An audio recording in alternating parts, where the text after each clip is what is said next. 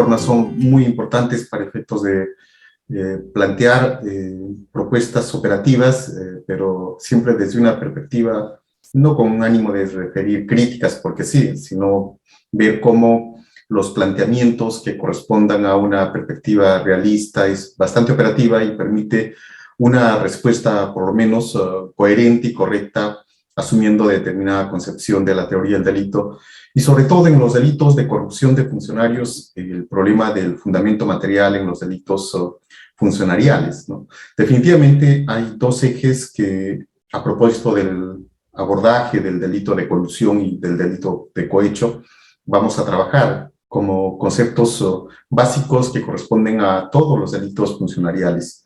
Uno es el tema del fundamento material de la autoría y el otro es el relacionado al bien jurídico, ¿no? Porque precisamente en esos dos ámbitos es donde se ha encontrado cierta pasividad y una suerte de anclaje sin resistencia de concepciones que han sido importadas de manera crítica y que obviamente esa importación de estos conceptos de dogmática ha dado lugar a que se generen ciertos bolsones de impunidad o ciertas respuestas incoherentes cuando ha dado lugar a absoluciones en casos donde se ha buscado de manera un poco neurótica una suerte de deber extrapenal ajeno a los dispositivos normativos y descartando el dominio sobre la vulnerabilidad del bien jurídico, que vendría a ser por lo menos el fundamento que pues se propone, ¿no? Desde una concepción más realista, desde una concepción que no descansa solamente en el tema de la infracción del deber, sino básicamente en una posición de dominio o una posición de garante sobre la vulnerabilidad del bien jurídico.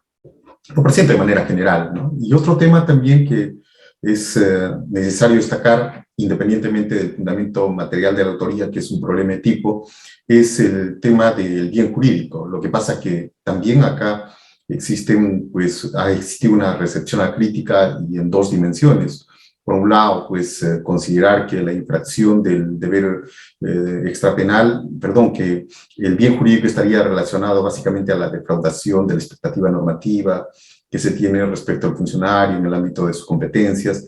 Desde otro lado se afirma que el bien jurídico vendría a ser uno que está tutelado, así se dice, está tutelado por el ordenamiento penal, pero vamos a ver cómo cuando hacemos referencia al bien jurídico, en realidad no estamos hablando de un concepto disperso, difuso, sino que estamos hablando de un concepto operativo que descansa sobre la base de la disponibilidad de la prestación pública y cómo esta disponibilidad pública de la prestación pública eventualmente es afectada cuando se hace una disponibilidad privada de esa prestación pública. Para el caso es obvio que tenemos que identificar esa disponibilidad de la prestación, primero la prestación específica y luego la prestación pública, ¿no?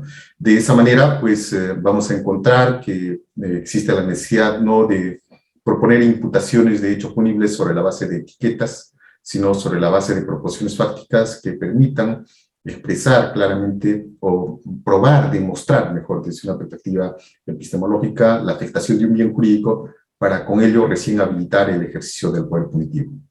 Son dos ideas centrales, ¿no? Haré alguna aproximación a modo de motivar la reflexión y después utilizaré algunas diapositivas que permiten una suerte de esquematización y síntesis de lo que voy a plantear. La autoría, ¿no? Es un problema que tenemos que abordarlo desde el inicio. Es un problema de tipicidad, sí, no cabe duda. El problema es que en nuestro Perú, la Corte Suprema y, y diferentes cortes superiores han asumido, sin más, que el fundamento material de la autoría vendría a ser la infracción de un deber, ¿no? Un deber extrapenal o un deber institucional, cualquiera sea las concepciones, sea del funcionalismo radical o sea del funcionalismo moderado, pero de lo que se trata es de encontrar el fundamento siempre en la infracción de un deber. Son pocos los juristas nacionales y también los jueces, pero por cierto que los hay, que aplican un fundamento diferente a la infracción de un deber. Y es que esto tiene que ver con evidentemente con la opción normativa de nuestro código penal, porque pues, los fundamentos normativos generales los vamos a encontrar siempre en el artículo 23, 24 y 25. Entonces, si ese es el anclaje normativo, no cabe duda que cualquier dogmática que pretenda encontrar un fundamento material tiene que transitar, ¿sí?, por la interpretación debida de esos dispositivos. En su caso, recurrir, por lo menos si se pretende hablar de los delitos de omisión y encontrar en ellos el fundamento de una posición de garante funcionarial, pues en el artículo 14, ¿no?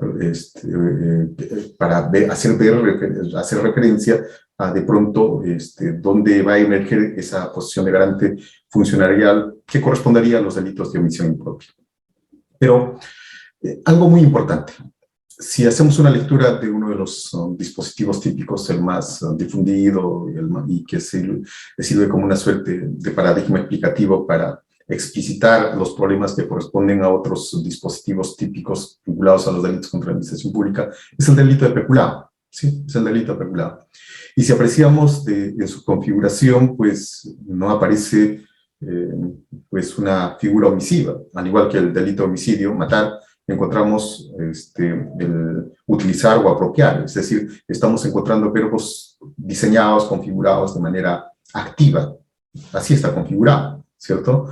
Que eventualmente a partir de su vinculación con otro dispositivo podamos afirmar que se pueda crear una figura de omisión es otra cosa, pero lo cierto es que el 387 es clarísimo, el verbo típico es apropiarse o utilizar, ¿no? Entonces está diseñado de esa manera y la idea es cómo se configura ese verbo activo con el sujeto que realiza la acción, ¿no? Porque van comenzando los problemas primero con el fundamento de la autoría en el sentido de encontrar cuál es la ratio para pues, delimitar ese círculo de probables autores, ¿no? El círculo de probables autores, dado que estamos hablando de delitos especiales, entonces el círculo, claro está, es más acotado, más limitado. No es el que mate a otro, no es el que, ¿cierto?, emplea violencia para sustraer, no es el que, sino es el funcionario o servidor público. Desde esa perspectiva, por lo menos el artículo 387 ya está limitando el círculo de probables autores, y esa es una delimitación.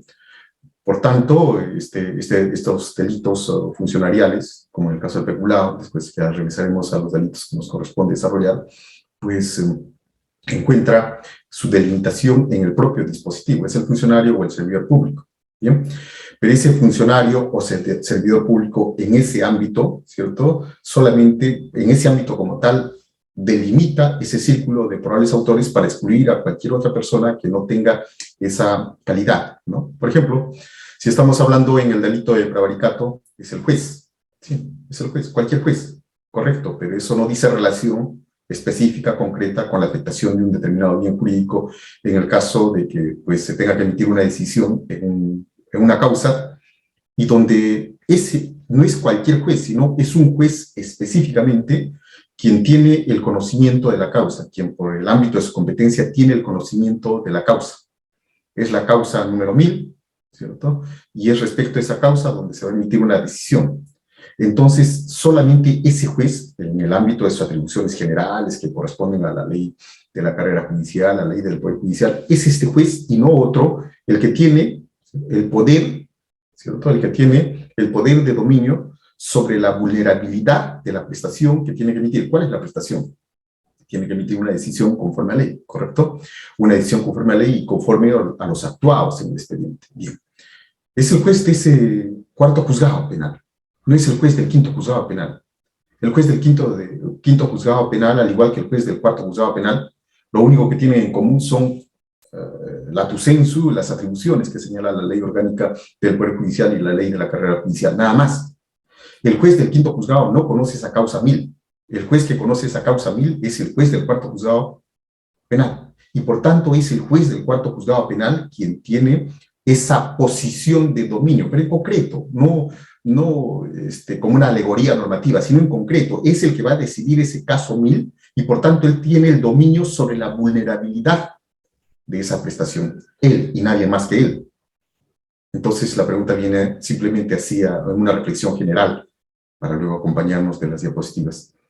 Es el fundamento, la delimitación que establece el artículo 387 en el sentido de ser servidor o funcionario público, el fundamento material de la autoría, o lo único que hace estos dispositivos es, ¿cierto?, delimitar el círculo de probables autores.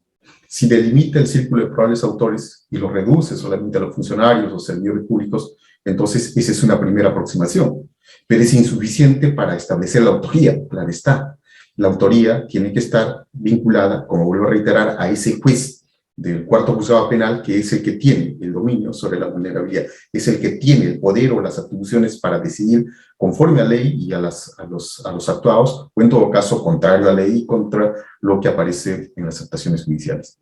Pero si hablamos de una imputación de un hecho punible, es evidente que tenemos que hablar de una persona que tenga el dominio sobre la disponibilidad de esa prestación pública, que es emitir una decisión. Y en su caso, pues, el fundamento material de la autoría lo vamos a encontrar en esa posición de dominio. Tienes el poder, deber de emitir una decisión conforme a lo actuado, conforme a los antecedentes y conforme a la ley, ¿sí? Ya tienes ese poder. Pero como tienes ese poder, ese dominio, ese poder, a la vez surge como correlato el deber, poder, deber. Ese poder, deber es lo que se conoce en el delito de peculado como relación de funcionalidad. Durante buen tiempo se trabajó con este elemento normativo del tipo de la relación de funcionalidad, tratando de vincular las atribuciones que tiene un funcionario público en particular con el bien jurídico, ¿no?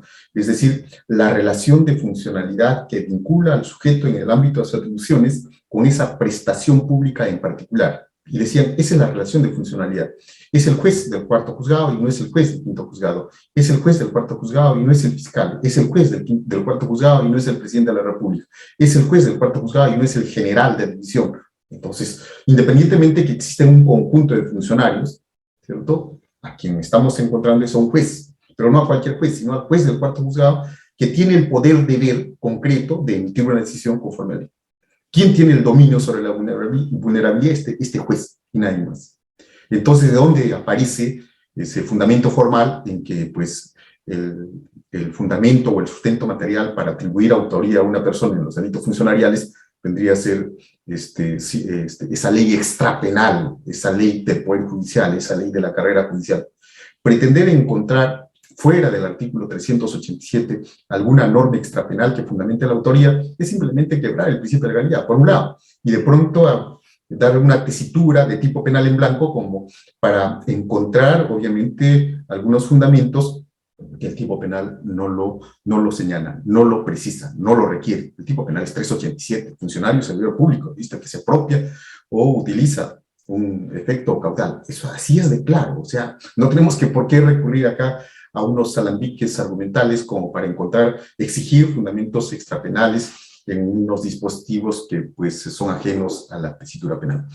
El poder de este juez del cuarto juzgado, que emerge un deber, ¿cierto?, pero que es un deber que tiene su base en ese poder concreto, decisional.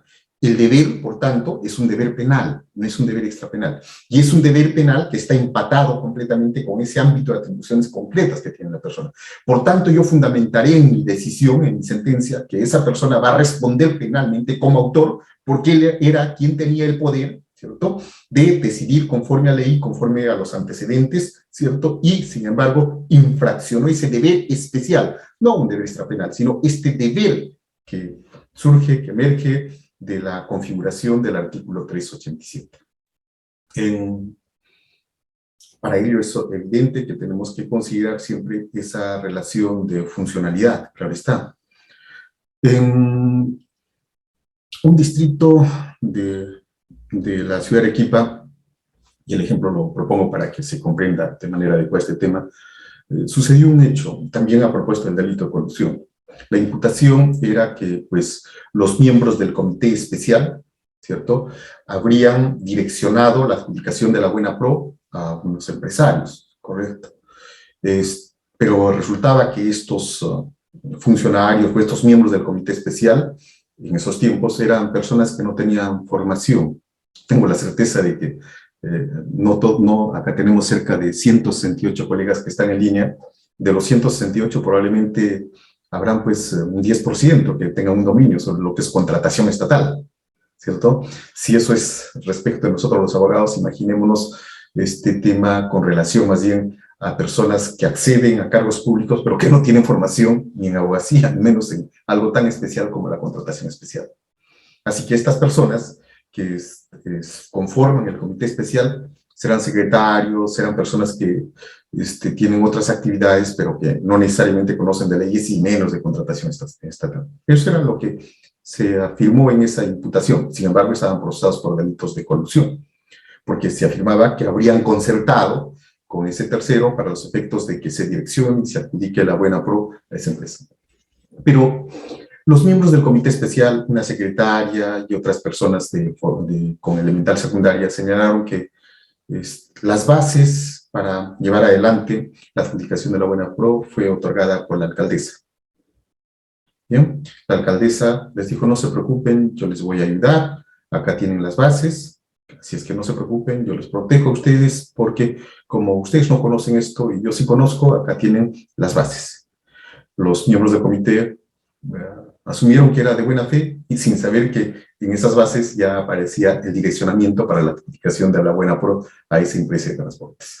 Y acá es donde aparece el problema, porque resulta que desde la perspectiva de la infracción del deber extrapenal, pues no hay duda, ese fundamento formal permitiría la atribución de responsabilidad solamente a los miembros del comité, porque ellos en función de un ROC, MOF o reglamento serían los que tendrían el deber de confeccionar las bases, luego llevar adelante el proceso de adjudicación, llevar adelante y con ello pues adjudicar a quien corresponda. Pero pues la alcaldesa no estaba vinculada a este tema porque ella no era integrante del comité especial. Ella pues tenía sus propias normas que corresponden al cargo que tenía, pero ella no estaba vinculada estrictamente o vinculada a esa particular contratación estatal. Así que desde esa perspectiva, si nosotros tendríamos que tratar de sustentar o justificar la autoría respecto de estos servidores o funcionarios integrantes del comité con una mínima formación sobre contratación, no habría ningún problema en atribuirle responsabilidad. Y sin embargo, la persona que habría configurado el concierto, en este caso la alcaldesa, no tendría que responder. Porque por más que escarbemos el ROC, MOC, no lo encontraríamos. Había personas que estarían vinculadas concretamente. La alcaldesa no, por cierto. La alcaldesa solamente tendría la ley orgánica de municipalidad y seguramente alguna reglamentación, pero como no estaba vinculada al ROC o MOC, tendría que ser absuelta porque el fundamento de la autoría sería la infracción de un deber extrapenal y ella no habría infraccionado ningún deber extrapenal. Miren cómo por ahí ya vamos encontrando pues, que va generando situaciones manifiestamente injustas. Y generalmente cuando se asume esta concepción de un deber extrapenal o un deber desde las concepciones jacobsianas que correspondería a un ámbito de las competencias institucionales, pues vamos encontrando que van selectivamente las personas que se encuentran más en la égida del poder son las que se van tornando un poco inalcanzables y que las personas que van a ser afectadas o vinculadas con el fundamento de la autoría serían las personas de menor nivel. Después regresamos con el tema del caso de los diarios Chicha, ampliamente conocido, ¿no? Que como de pronto terminan absolviendo al expresidente Fujimori porque se afirmó que no había una norma extrapenal o una norma que corresponde al ámbito de las atribuciones institucionales, porque quien en todo caso tendría que responder sería el tesorero que estaba a cargo de los caudales del CIN, ¿no? Entonces, fundamento suficiente para efecto de decir, como no hay el fundamento, comillas, material para imputar o atribuir como autor, Fujimori absuelto. Pero los cuestionamientos que se hacían, oiga, pero era el presidente de la República y tenía directa injerencia en el ámbito de las atribuciones de estas personas, en este caso del oficial tesorero. Si él daba una orden, esto se tenía que cumplir. Si él decía, empléese los caudales para patrocinar a los diarios Chicha, se tenía que realizar ello, obviamente por ese poder que tenía esta persona. Entonces, desde esa perspectiva, uno decía, ¿tenías el poder? Sí, tenías el poder. Un poder que estaba vinculado directamente con la posibilidad cierta, real, material, de poder disponer de los caudales. Claro que sí. Entonces, si esto es así, emergía el deber, pero penal, deber penal, de no ingerir. Ingirió, se ingirió. Querías deber, es el deber, pero sobre la base de esta posición de poder que tenías. Pero ya todos conocemos cuál fue la argumentación que se emergió de la mano del señor magistrado Willenstein, señalando de que no había ROF, no había MOF, no había ninguna otra fundamentación, otra norma que de pronto esté dentro del ámbito de las atribuciones que correspondían a su esfera institucional y por tanto pues se tuvo que absolver y se absolvió, ¿no? Vean, otro ejemplo para que veamos cómo en estos casos esa exigencia de un deber extrapenal, de una norma que corresponde al ámbito de atribuciones institucionales, pues lo que va generando es lógicamente una laxitud que hace que generalmente los jerarcas funcionales sean los menos alcanzados cuando se tenga que encontrar el fundamento material de la autoridad. Otro caso. Tenemos cantidad de casos para que veamos cómo esas respuestas desde la perspectiva hiperformalista da lugar a que pues, se resienta un fundamento que vincule realmente a estas personas. Este es un caso que sucedió en Carabelí, que es una localidad de la ciudad de Arequipa, del departamento de Arequipa, perdón. El comandante de la comisaría o delegación policial de ese lugar, asigna a un suboficial para efectos de que transporte y administre el combustible de los patrulleros. En efecto, recoge un cuaderno, le asignan, y hay una toma de cargo al respecto. Por tanto, desde esa perspectiva, para todos nosotros, si lo enfocamos desde el derecho, no hay duda que el suboficial es el que administra, transporta, administra y suministra, obviamente, ese combustible. Pero el comandante le dice al suboficial, y tiene que hacerlo caso, obviamente, por la verticalidad que supone pues, el trabajar en una institución policial. Le dice, no te preocupes, yo voy a ser quien voy a recoger el combustible a esta cámara. No te preocupes que yo voy a ser el que voy a distribuir, administrar el combustible. No, no te preocupes. Listo, así es que el comandante periódicamente se dirigía a la ciudad de Camaná y en el camino se quedaba más del 80% del combustible. Al finalizar, se detecta todo este problema y ¿a quién creen que imputan el hecho? Obviamente al suboficial. Él habría infraccionado ese deber extrapenal. Él infraccionó ese deber. Tenías un cuaderno, habías aceptado cargos, así que tú respondes. Oiga, pero es que mi comandante me dijo tal. No, él no tiene ningún deber extrapenal.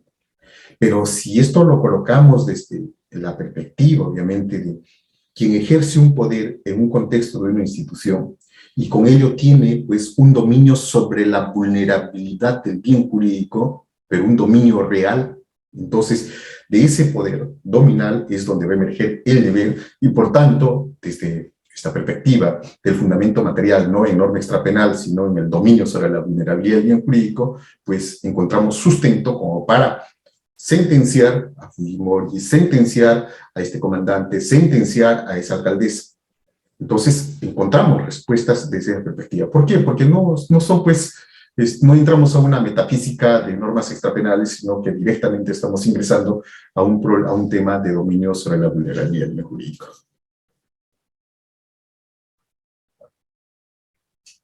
Entonces, esta reflexión y también defensa de un fundamento material de la autoría que descansa en el dominio sobre la vulnerabilidad del bien jurídico es, en nuestra consideración, la que es más rendidora y eventualmente permite una mejor proyección de la imputación de un hecho punible con mejor fundamento y obviamente deja de ser selectiva. Lo que pasa es que, habíamos señalado al inicio, la recepción de una doctrina alemana, primero la rotziniana y luego la jacobsiana, ha dado lugar a que, como es algo nuevo, entonces la sumamos como tal y todos de pronto comenzamos a reiterar, ¿cierto?, en la argumentación que el fundamento material está no en el dominio, ¿no? Y acá, a partir de ahí, más bien se comienza a emitir criterios, no digo peyorativos, pero por lo menos desnaturalizando la verdadera esencia del dominio sobre la vulnerabilidad. Es decir, cuando se sustenta el dominio como fundamento de la autoría, se les etiqueta de naturalistas, ontologistas, pero como ven, eso no es así, sino que simplemente sujetamos la interpretación a lo que señala el artículo 387 y del mismo del artículo 387 es de donde derivamos los fundamentos para atribuir esos hechos punibles al sujeto. Listo, este es un primer punto.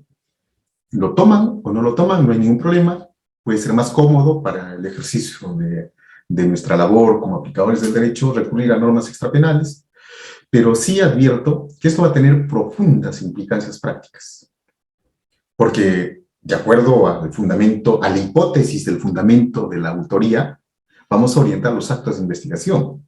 Claro, si es que parto de un fundamento, de una hipótesis, en el sentido de que esta alcaldesa, este presidente, este comandante es el que tiene el dominio sobre la vulnerabilidad del bien jurídico por razón de su cargo, entonces orientaré mis actos de investigación, preguntaré a los miembros del comité especial sobre quién le otorgó el contrato con ese contenido, direccionando. Indagaré sobre la relación que existe entre la alcaldesa y el empresario. Trataré de ver si ciertamente esas condiciones fueron elaboradas por la alcaldesa. Es decir, oriento mis actos de investigación para verificar si es una hipótesis de imputación de colusión desde el inicio, que quien tuvo el dominio sobre la vulnerabilidad del bien jurídico fue la alcaldesa. Pero si de pronto opto por otra concepción, la concepción formalista de encontrar un deber extrapenal, y el problema varía, porque seguramente orientaré mis actos de investigación a buscar, pues, ROF, MOF, reglamentos, una investigación de biblioteca o una investigación documental. Entonces, no es una cuestión simplemente de opto por esta concepción o opto por esta otra concepción porque, pues, otra concepción porque resulta que lo estoy tomando simplemente porque una me parece más moderna y es difundida por lo que consideramos una dogmática penal moderna, no, sino por las implicancias prácticas. Claro, una hipótesis del fundamento material sobre el dominio real, concreto, específico, verificable, obviamente delimitado en el ámbito de probables autores. Otra hipótesis, no, lo único que tienes que buscar es una norma extrapenal y con ello fundamentas. Y deja de ser, pues, una investigación sobre hipótesis, una investigación de biblioteca o una investigación de ROF, MOF u otros documentos, ¿no? Entonces sí tiene profundas implicancias prácticas. Bien, para pasar directamente al segundo tema, siempre como una suerte de base para realizar la analítica de los elementos del tipo de colusión y luego el de cohecho, ingresamos al concepto de bien jurídico. Bien jurídico. Y con relación al concepto de bien jurídico, también existen en realidad serios problemas.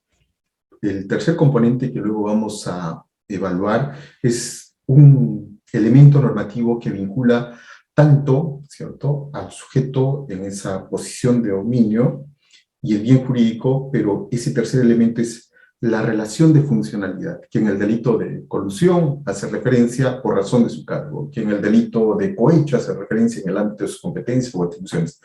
Es que encontramos una suerte de un eje, que es la relación de funcionalidad, entre la posición que tiene esta persona, ¿cierto?, posición de dominio, y el bien jurídico. Por eso esta segunda parte nos lleva a reflexionar sobre lo que es el bien jurídico.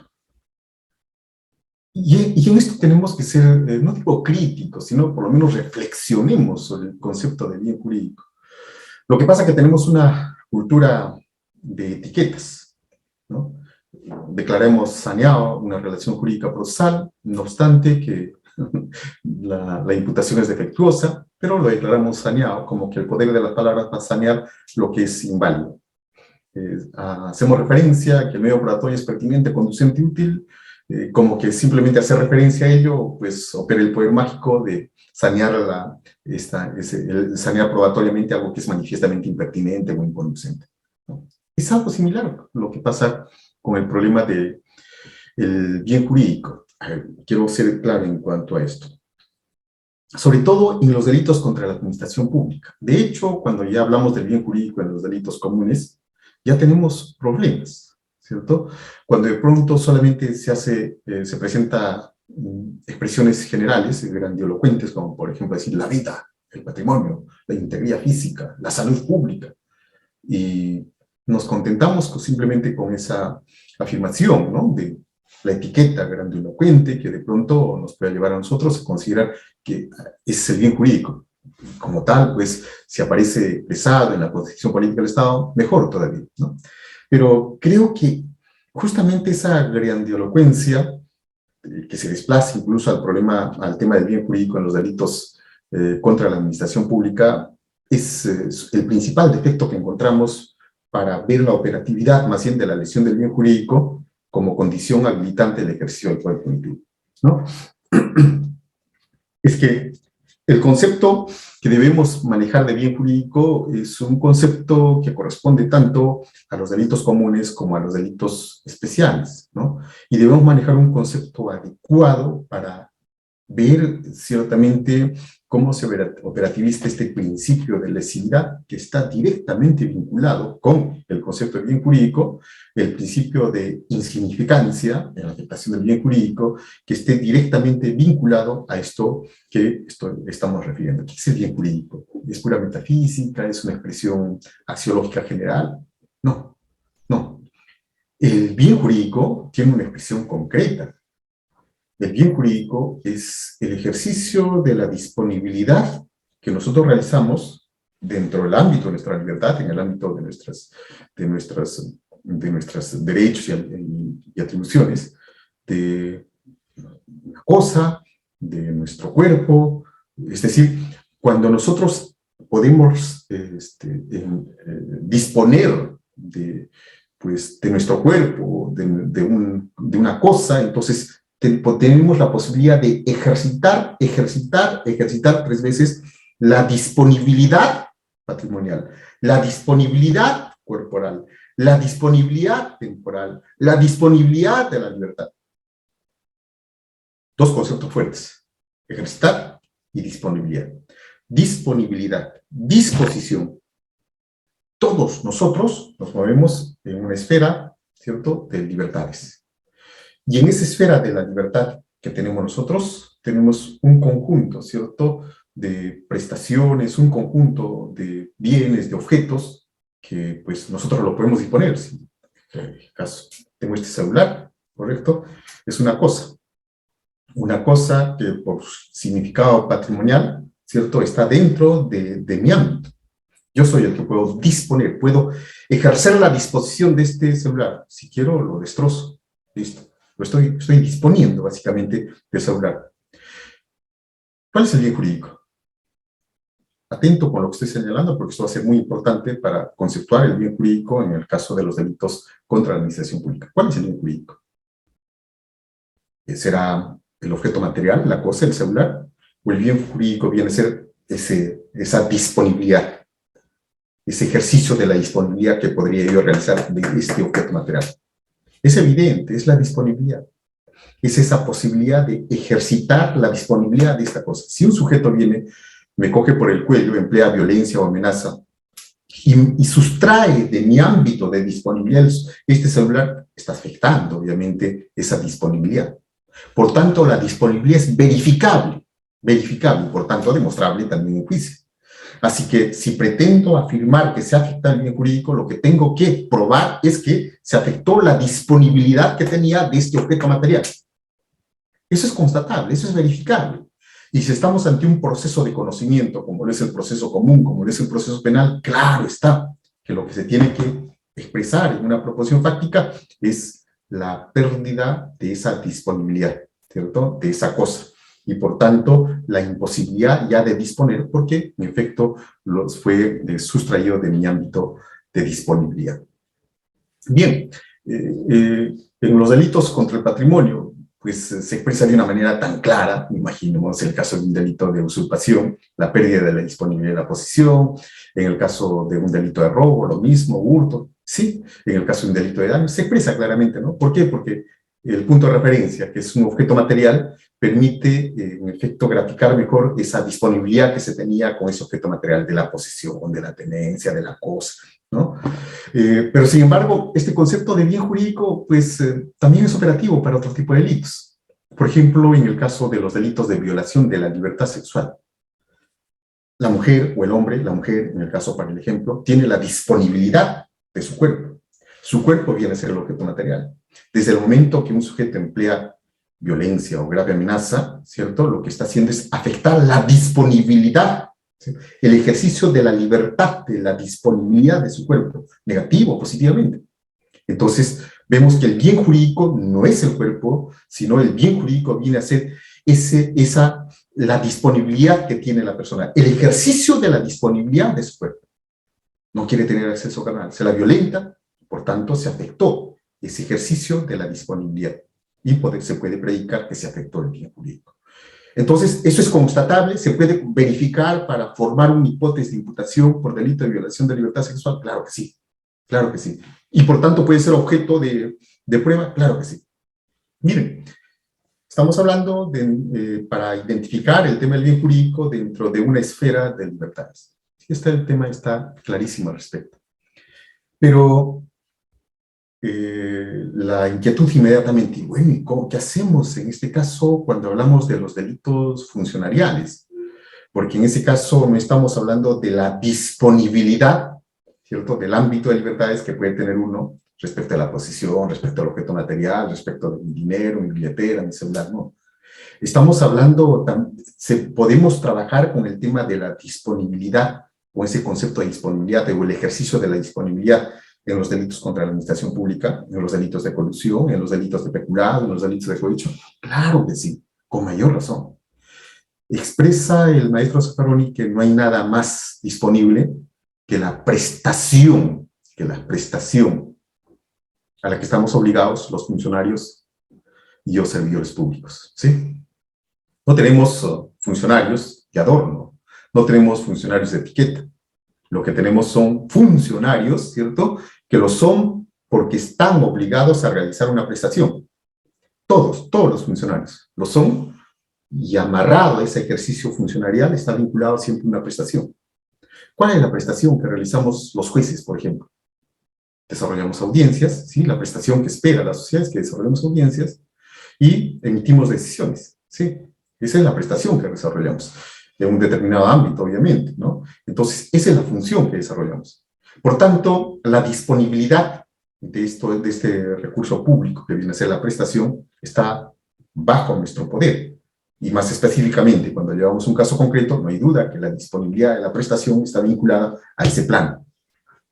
La disponibilidad, en el sentido, por ejemplo, de conforme la disponibilidad pública de la prestación de una decisión conforme a la ley. ¿Quién? Nosotros los jueces, en ese plano, ¿no? Entonces, el bien jurídico como tal está relacionado siempre a una disponibilidad, pero no dentro del ámbito de la esfera de libertades del juez como persona privada, natural, sino del juez, ahora sí, en el ámbito de sus competencias, en el ámbito de sus atribuciones. Ya el tema varía completamente. No estamos hablando, ¿cierto?, de la disponibilidad privada en el ámbito de la libertad, sino estamos hablando de una disponibilidad, del ejercicio de la disponibilidad pública, de la prestación que se espera de ese funcionario en un caso concreto. Transitamos de la esfera de libertades individuales a una esfera, ¿cierto?, dentro del ámbito de la competencia, ámbito competencial que corresponde a ese funcionario. Esto se va a ver bien ejemplificado con un caso que sucedió a propósito del proceso inmediato, en los tiempos de fuerte difusión de ese tema, de un delito de cohecho. Un efectivo policial de tránsito interviene a un conductor de un vehículo. Lo que resultaba en el caso es que el conductor del vehículo tenía una discusión con su esposa, ¿cierto? Así es que estaciona el vehículo, pero se sube a la vereda, ¿no? Y eso obviamente es una infracción. El efectivo policial de tránsito se aproxima y le pide los documentos, ¿no?, por esa infracción, ¿no? El efectivo, el sujeto conductor, que es sabedor de haber infraccionado, está con problemas, pero el policía pretende resolver el problema, ¿no? Pretende resolver el problema. Lo que todos esperamos, la expectativa que tenemos, y acá vale el concepto, no hay ningún problema, es que este funcionario policial cumpla con la prestación, ¿cierto?, que le corresponde en ese ámbito de competencia. ¿Y cuál es la prestación que le corresponde en ese ámbito de su competencia? Que imponga la multa. ¿Sí? Esa es la prestación. Él, ese suboficial de la policía, esa suboficial que pues está controlando la observancia de las reglas de tránsito en ese lugar. No el general, no un policía de tránsito que está en otro lugar, no un policía de investigaciones, no, sino ese señor en esa situación concreta es el que en el ámbito de su competencia tiene que imponer la multa. Va a disponer, va a ejercitar la prestación al imponer la papeleta. Sí, pues está disponiendo por ese poder que tiene como funcionario la imposición de la papeleta. Eso esperamos, dentro del ámbito de su competencia. ¿Listo? Así que, ¿cuál es la prestación? La imposición de la multa. ¿Quién tiene la disposición pública? El señor policía. Pero acá aparece el tema. ¿Qué pasa si este policía le dice, sabes que la multa que te voy a imponer tiene un valor de 2.000 nuevos soles, pero esto lo podemos resolver si me das 500 nuevos soles? ¿Se percatan? Ahí es donde aparece el problema. Porque resultaría que la disposición pública de la prestación está siendo canjeada por una disposición privada para fines crematísticos del policía. Es decir, se pervirtió, se desnaturalizó, se corrompió, porque la prestación en disposición pública para la imposición de la multa, ¿cierto?, varía, y se está privatizando la disponibilidad de la prestación. Porque desde el momento que está haciendo una petición de una suma dineraria para los efectos de no cumplir con la prestación, con la disponibilidad de la prestación pública que estamos realizando, no hay duda, ¿cierto? Se corrompió, se pervirtió, se desnaturalizó y pasó del ámbito de lo público al ámbito de lo privado. ¿Sí? Entonces, estamos hablando de prestación, de la disposición en el ámbito de las atribuciones públicas. Y los conceptos así quedan claros. ¿Y qué pasaría, estimados doctores, por ejemplo, si el policía se aproxima y ve que pues esta persona está sumamente alterada, discutiendo con señora que incluso se desmayó y por eso está haciendo ese lugar? Y el policía se acerca, bueno, señor, resuelvan sus problemas y se va. ¿Habría cometido un delito por todas esas circunstancias? Miren, no está cobrando algo indebido, sino simplemente está dejando de imponer la papeleta. Es donde vemos el tema, ¿no? Sí, hubo una disposición razonable por la situación crítica que atravesaba esta persona, que es muy diferente a la disposición privada, ¿cierto? Ese es el tema, justamente, estimado doctor Quintanilla, que quiero que se aprecie con bastante, digo, quiero que se evalúe puntillosamente este tema para ver este problema de la prestación. ¿Qué resulta? Y vamos a emplear el ejemplo del delito de peculado para ver si en realidad se configura o no se configura este delito. Un ejemplo. La ciudad de Tacna tiene una avenida bastante larga, Avenida Bolognesi. ¿Listo? Entonces, ya están los temas acá muy interesantes para ver si se trata de una omisión, muy interesante, pero vamos a ver acá cómo vamos a resolver este problema desde la perspectiva de la afectación de la prestación. La privatización de la prestación, ¿no? Para ver si en realidad, en este caso, podría ser sancionada a esta persona. Listo, vamos. El ejemplo es de laboratorio, pero tiene que ver con otros casitos que luego lo voy a indicar para que identifiquemos siempre el tema del nivel jurídico. El conductor de un camión de la baja policía, ¿cierto?, de recoge basura, tiene su inmueble en la primera cuadra de esa extensa avenida. Todos los días hace un recorrido durante cerca de 3 horas, en la primera hora y en horas de la tarde también, para el recojo de basura. En esas largas, en esa larga avenida. ¿Bien? Este conductor, servidor público, ¿cierto?, tiene un hijito de 7 años. Su hijito tiene su centro, su institución educativa, a cerca de unas 6 cuadras más abajo, en la misma Avenida Bolognesi. Todos los días, esta persona, al momento de salir, hace subir a su hijito y se desplaza con el vehículo. una cuadra se hace recoger basura, otra cuadra se recoge basura, tercera, cuarta y quinta cuadra, y en la quinta cuadra también recoge la basura y aprovechando que el vehículo está detenido, hace descender a su hijo y lo hace ingresar a su centro educativo. Si nosotros queremos realizar una calificación formal del tipo, vamos a referir que está utilizando el efecto, en este caso el camión, para desplazar a su hijo. Peculado de uso. Ya estamos, interesante la propuesta.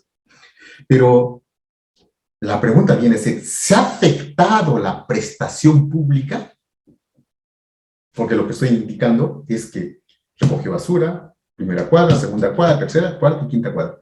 Se afectó la prestación porque la prestación es la conducción del vehículo en ese íter, en cada sector. Bien, entonces el problema viene a ser acá, parece que van a haber buenas intervenciones respecto en el conversatorio que vamos a tener luego. Aparece acá el tema primero de verificar. ¿Ha habido una afectación de la prestación? ¿O la prestación finalmente se llegó a cumplir? Se cumplió. Distinto sería el caso que eventualmente el plantel, la institución educativa quede en un lugar diferente.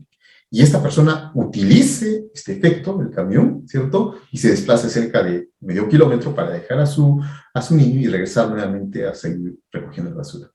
En el primer caso, no cabe duda, realiza formalmente los elementos del tipo de peculado, 387. Nadie va a dudar al respecto. Pero el problema vendría a ser, si esta es la limitación, el problema vendría a ser, ¿se afectó, se lesionó el bien jurídico? Pero es lesión del bien jurídico en realidad, no estamos hablando de una metafísica, no, pero no, el problema es que estamos indicando que cada funcionario servidor público está vinculado a una prestación. Eso estamos señalando. Está vinculado a una prestación. Y la pregunta es directa. ¿Y se afectó la prestación? Porque si decimos que se realizó los elementos del tipo, pero que no se afectó el bien jurídico de esa prestación, entonces formalmente se realizó el tipo, pero no es antinormativa porque no afectó el bien jurídico. ¿Y por qué llegamos a esa conclusión? Porque tenemos un concepto operativo de bien jurídico. Y el bien jurídico deja de ser esa suerte de término grandilocuente, la correcta administración pública, deja de ser esa suerte más o menos de interesante presentación genérica de conceptos, pero que no aterriza en esto que estamos indicando. En el caso del policía y en el caso de este conductor, como ven ustedes, el término está relacionado obviamente con el problema de la prestación pública, de la prestación. ¿Quién tiene la disposición de esa prestación? El funcionario del servidor público. Listo. Ahora, el tema va para una respuesta clara al respecto. Eso significa, me dirían seguramente algunos doctores cuestionando lo que estoy señalando, que esta persona va a hacer uso de utilizar el efecto y así se va a quedar el tema. Oigan, eso puede ser un ilícito administrativo, que lo despidan, no sé, es otro tema, pero ilícito penal no es, porque se exige lesión del bien jurídico, pero si no tenemos un concepto claro de lo que es el bien jurídico, es evidente que vamos a una respuesta formal y eventualmente terminaremos condenando a una persona, no obstante que no se afecta el bien jurídico. O sea, yo no estoy señalando que no es un ilícito, pero por lo menos ilícito penal no lo es, porque como tengo una idea clara de lo que es la prestación pública, y en el caso no se habría afectado la prestación pública, obviamente la respuesta no puede ser penal, sino administrativa. Por eso reitero, puede ser despedido, no hay ningún problema. Acá sí voy a plantear una, creo, sana discrepancia, ¿no? Con la propuesta del doctor Fidel Rojas Vargas. A propósito del bus parrandero, a propósito de este tema tan interesante, que seguramente luego vamos a conversar después de un pequeño break de 5 minutos, un funcionario fiscal, después de salir de su trabajo en una localidad selvática, usa el vehículo que corresponde al Ministerio Público, se dedica a un centro de esparcimiento y pues se apertura el proceso por delito de peculado, claro está. El problema vendría a ser si se afectó o no se afectó el bien jurídico, pero si no tenemos una idea del bien jurídico, acá es donde aparecen ya los problemas. El bien jurídico, la prestación, obviamente, tiene que ser configurada desde una perspectiva funcional, la funcionalidad de la prestación, relacionado obviamente con la competencia que puede tener esta persona. pero si ustedes hacen un seguimiento, por lo menos en la presentación que realiza el profesor Rojas Vargas, pues él propone este ejemplo para más bien hacer una cuantificación. A ver, ¿cuánto de combustible habría empleado en desplazarse unas 5 cuadras hasta este lugar de esparcimiento? Uno. El desgaste de la máquina por ese desplazamiento. Y se percatan que esa cuantificación, ¿cierto? Pues no está exigida por el tipo para hablar de una afectación del bien jurídico. No, no está exigida por el tipo penal. No, no hay cuantificación. Pero es una propuesta, entiendo que es una interpretación bastante limitante. Esta respuesta cuantificable me parece que es completamente ajena, obviamente, al tema de la prestación, porque puede ser que se haya dirigido a cuando sea una sola cuadra, pero resulta que en esa hora o en ese momento el vehículo era necesario para una intervención urgente de la Fiscalía y por tanto se habría afectado la prestación independientemente del monto de lo afectado.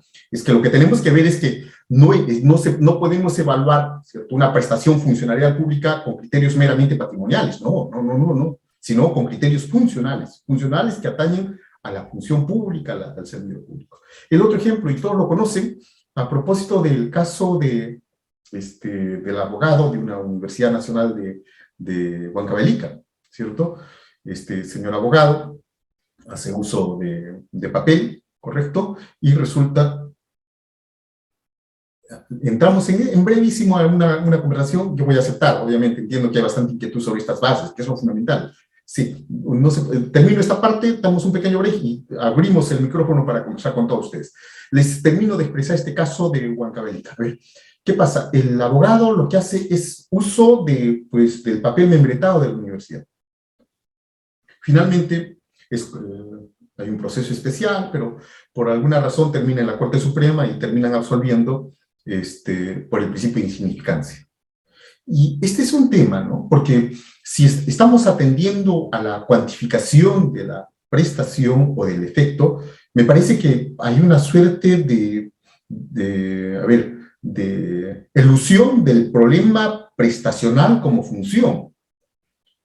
Por ejemplo, en ese caso, si se tenía 50 hojas, nada más, en un contexto siempre concreto, y en esa oportunidad, pues el abogado hace uso de esas 50 hojas, y resulta que todo ese día los funcionarios de asesoría legal no pueden elaborar ningún informe o no pueden interponer una demanda o contestar una demanda, no hay duda.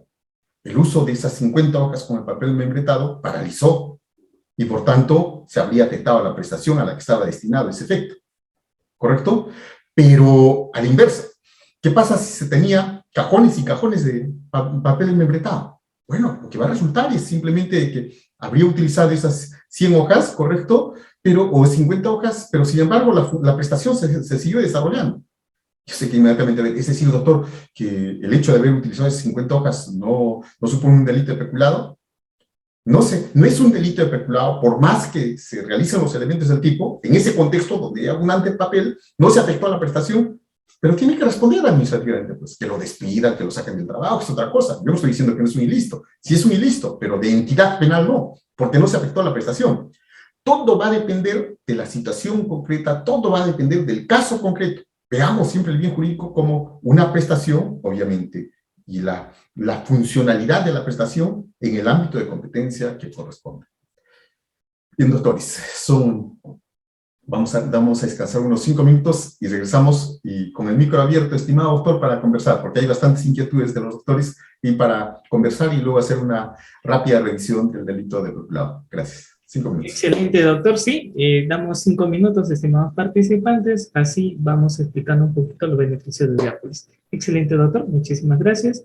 El doctor se va a desconectar en estos minutos. Vamos a dar un tiempo de 5 minutos para que ustedes también puedan retomar, ¿sí?, la sesión. Bueno, a ver, les voy a descargar en estos momentos el curso del día de hoy. ¿Me confirman por el chat? Sí, pueden ver. Perfecto. Bueno, a ver, vamos a ver. Uy, a ver. En estos momentos estoy compartiendo. Listo. ¿Pueden ver, por favor? ¿Me confirman por el chat?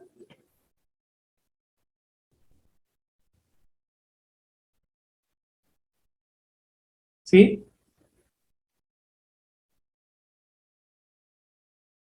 Perfecto. Muy bien. Excelente.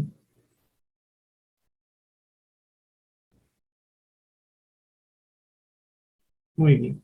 A ver, ya les voy a compartir. Ahí está. Las diapositivas se van a subir en el aula virtual para los estudiantes matriculados. Perfecto. Creo que hasta ahí ya tenemos conocimiento del estudiante matriculado en el curso o bien en el diplomado. Perfecto. El curso te cuesta 50 soles, el diplomado general te cuesta lo que es 150. 6 sesiones, ¿sí? Certificado por 90 horas académicas. Van a tener lo que es, primero hoy, con el doctor Celis Mendoza Aima, delito de cohecho pasivo propio, el delito de peculado. En el módulo 2, la prueba en el delito de corrupción de funcionarios, la prueba en el nuevo Código Procesal Penal, la prueba del delito de negociación incompatible, la prueba en el delito de tráfico de influencias, la sesión 6, la prueba de la imputación del delito de enriquecimiento ilícito. ¿Cuántas horas académicas son? En total 90 horas académicas certificadas por el Ilustre Colegio de Abogados de Cañete. ¿Perfecto? Como pueden evidenciar, son ponentes de la Universidad Mayor de San Marcos, Universidad San Martín de Porres, Universidad San Agustín de Arequipa y la Universidad Católica San Pablo. Perfecto. Va dirigido para abogados, bueno, lo que son miembros de la Policía Nacional del Perú, al igual que nuestros amigos asistentes de función fiscal. Perfecto, que aún, o en asistente administrativo que aún están cursando la carrera profesional. Creo que si tuviesen alguna pregunta, ¿sí? Si desea registrarte, les estoy dejando mi número de celular. Estás a tiempo, la inversión es de 50 soles. Recordar que son 6 sesiones. Perfecto, ¿sí? Hoy se tratará, ¿sí? Cohecho, ¿sí? Vamos a tratar sobre 2 temas específicos. A ver, un segundo, por favor. Vamos a ver, ¿dónde está? Vamos a tratar sobre el delito de cohecho y también estamos agregando colusión, ¿correcto? Porque a veces más que tocar un tema duraría 1 hora, por eso hemos creído conveniente agregar un tipo penal más. ¿Perfecto? Colusión también. Muy bien, estimados doctores. Igual, cualquier consulta al finalizar la sesión vamos a estar explicando. ¿Sí? Solamente esperamos al doctor, ¿sí? Al doctor Celis Mendoza Aima. ¿Cómo hago el pago? Les estoy dejando mi número de celular. A ver, nuevamente, les estoy dejando mi número de celular y se pueden contactar conmigo. 935-033-049. Es un curso de 6 sesiones, 90 horas académicas, válido para concursos públicos y privados. Creo que ya me están escribiendo. A ver, vamos a ver. Sí, ya me están escribiendo. Excelente. Ya en breves minutos estamos nuevamente retomando la clase. No, es una sola cuota. 50 soles, estimados doctores. Es un precio módico, ¿sí? Son 6 sesiones. Las clases van a ser los del día, por ejemplo, hoy, ¿sí? Hoy le damos apertura, ¿sí? Sería la clase los días sábados, 6 de la tarde y lunes 9 de la noche. ¿Perfecto? El pago es de 50 soles. Son 6 sesiones de delitos contra la administración pública. Tal cual el título es curso de actualización en delitos contra la administración pública. Si solamente quieres la clase de hoy, nada más de, ¿sí? En el tema de cohecho y colusión, el precio de 15 soles. Pero lo más recomendable es llevar todo el curso, ¿sí? Son 6 sesiones, además. Si compras una por una, te salen más de 80 soles. Así que tener mucho en cuenta eso, estimados participantes. Muy bien, si igual ya les he dejado mi número, cualquier consulta que tuvieran, encantado de poderlos atender. Me dicen las diapositivas, por favor, se van a habilitar con la grabación postponencia a través del aula virtual de FUDE.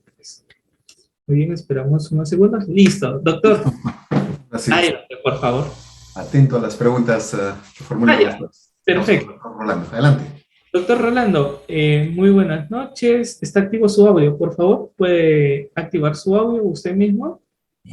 Buenas noches, doctor. En primer lugar, La clase está muy interesante, la verdad que no soy abogado, pero como tú sabes que sabrás, como somos parte también en relación a si yo soy contador público, entonces que me interesa el tema y además tengo que estar relacionado temas, entonces que me interesaría entrar al curso en completo, ¿no? Porque los días sábados, bueno, a partir de las 6 de la tarde ya a menos me doy un tiempito, pero lunes a viernes a veces con otros cursos que tengo, también hay que estar siempre actualizándose, entonces no tengo tiempo. Doctor Rolando, a la pregunta del tema, doctor.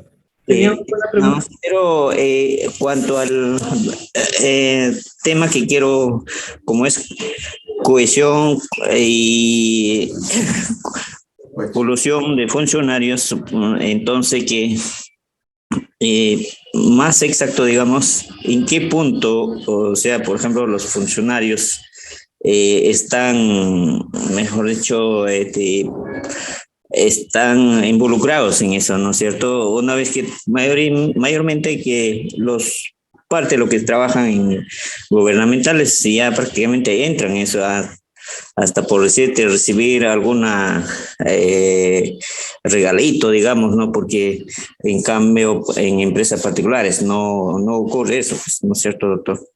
Quisiera que usted me aclare alguna cosa, como es. Claro, gracias, doctor Rolando. Mire usted, el tema tiene que ver con algo muy importante, que justamente a partir de la esfera de atribuciones que tenemos los funcionarios públicos, y cuando privatizamos la disponibilidad de esa cosa pública, ¿no? Imagine usted en el caso del policía al que hacía referencia, funcionalmente esperábamos todos que él imponga la papeleta como parte de la prestación que le corresponde. Pero ¿qué hizo?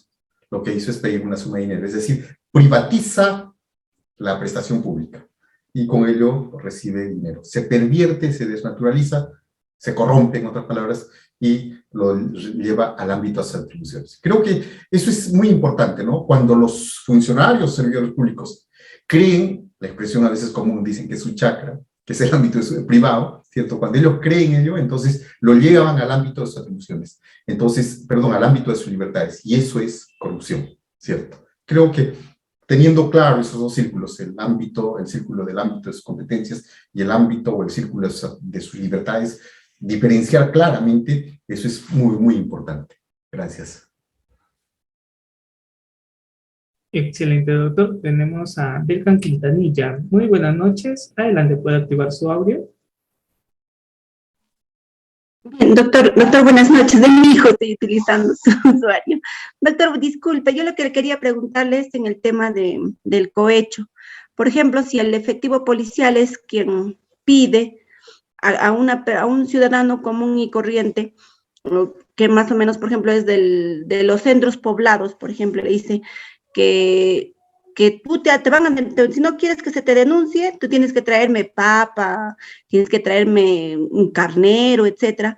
Entonces resulta que, bueno, en este caso sería el policía el denunciado, pero y respecto al ciudadano, que también por el hecho de no ser denunciado, puede ser pasible también porque yo lo que entiendo es que el cohecho es un delito de encuentro, ¿no? Hay un agente corruptor y un agente que corrompe. Pero sin embargo, por ejemplo, yo tengo un caso que solamente el policía está denunciado.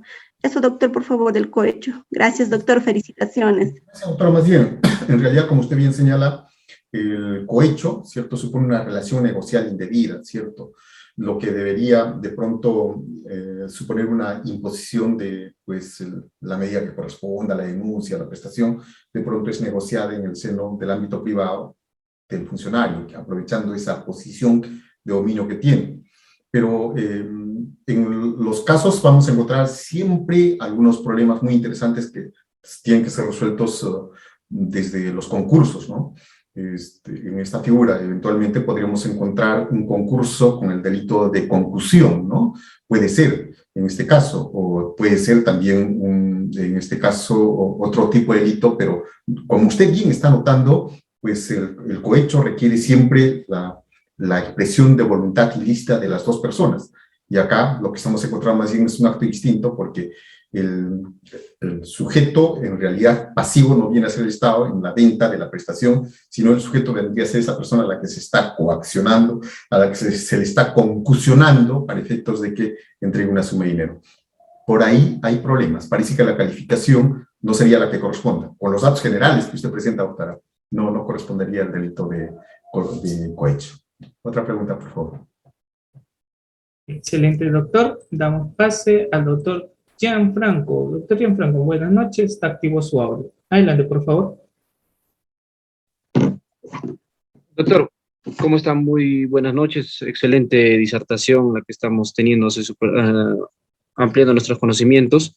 Le agradezco mucho en primer término. Y bueno, doctor, le quería hacer una consulta así breve nomás. Respecto del ejemplo que había dado, respecto del servidor público que había inutilizado de repente las hojas de papel bond en beneficio de repente propio, pero no se cumplió, no se afectó la prestación.